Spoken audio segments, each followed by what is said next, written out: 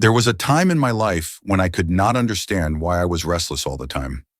I would wake up in the morning with a heavy feeling in my chest, as if I had forgotten something important, or as if a dark cloud was waiting to follow me wherever I went. And yet, when I tried to trace this cloud back to its source, I could not find a reason. Bills were paid, the house was safe, food was on the table, and yet the heart trembled as if something was deeply wrong.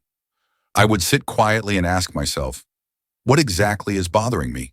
And no answer would come. It was only later that I understood that this silence itself was the answer. Most of my worries had no real cause. They were children of my own thoughts, shadows created by my own mind.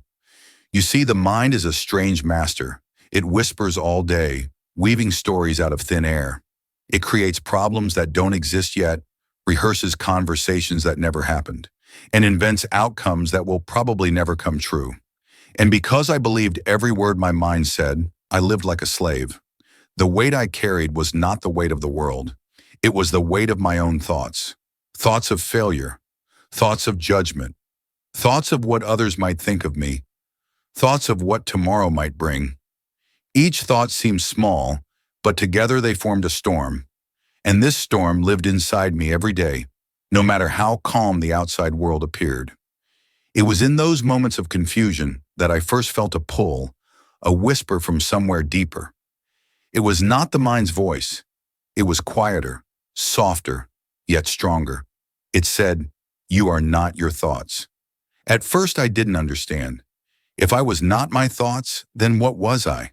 For so long I had identified with the constant chatter of the mind that the idea of being something greater felt impossible. But that gentle voice kept calling, and I found myself curious. I began to search not outside, but within.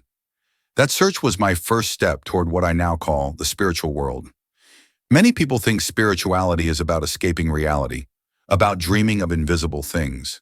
But what I discovered is the opposite. Spirituality is deeply physical. It is not about floating away from life, but about sinking more fully into it. It is about feeling the breath in your lungs, the ground under your feet, the pulse of your own heartbeat. It is about touching the invisible by becoming more aware of the visible. The spiritual world is not somewhere far away. It is right here, woven into every moment, waiting to be noticed. And it has rules, laws, and order, just like the physical world. My first sign of entering this hidden world came unexpectedly. One morning, as I was sitting alone, I closed my eyes not out of discipline, but simply because I was tired. I took a deep breath, and for a moment, the storm in my head paused. It was only a few seconds, but in that pause, I felt something new. Silence. Not empty silence, but living silence. It was as if a door had opened, and through that door I felt a presence. It wasn't dramatic. It wasn't a vision of light or angels. It was simply a deep sense of peace, as if the universe was telling me, "You are safe." That was the first doorway.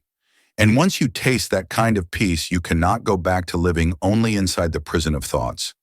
From there, I began to explore more. I learned that the body is the bridge into the spiritual. At first, I thought the way to peace was to fight with my thoughts, to silence them by force. But that only made them louder. The real secret was to shift attention away from the endless chatter of the mind and into the physical reality of the body. Something as simple as breathing became my first practice. I would sit quietly, close my eyes, and notice the rise and fall of my chest. Each inhale was a gift, each exhale a release. The more I noticed my breath, the more my thoughts softened. Slowly, I realized that my body was not just flesh and bones. It was an instrument of awareness. Through it, I could touch the spiritual. Walking became another practice. Not the hurried walk of errands and deadlines, but slow walking, with awareness in each step. When I walked this way, I felt the earth supporting me, holding me with each movement. I realized that I had walked on this ground for years without ever noticing its quiet strength. But when I became aware, it felt as if the earth itself was speaking. It was telling me, "You belong here. You are part of me." That simple recognition began to dissolve layers of worry that had haunted me for years. Then there was the power of silence. At first, silence felt uncomfortable. I would sit in a quiet room, and the absence of noise made my thoughts even louder. But as I stayed with it, I began to notice that behind the noise there was a deeper silence, always present, like a river beneath the surface. The mind made waves, but the river flowed endlessly. When I placed my awareness there, even for a few minutes, I felt connected to something vast, something eternal. It was in those moments that I began to understand. The spiritual world is not a separate place. It is the deeper layer of this very life, hidden beneath the surface of ordinary experience. These practices may sound simple, breathing, walking, sitting in silence, but they are doors.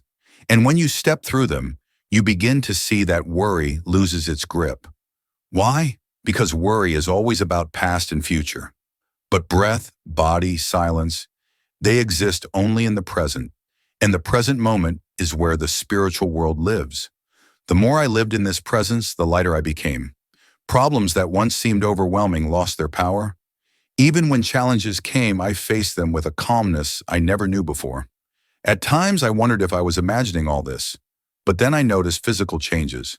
My heartbeat slowed, my sleep deepened, my body relaxed in ways it never had. These were not fantasies.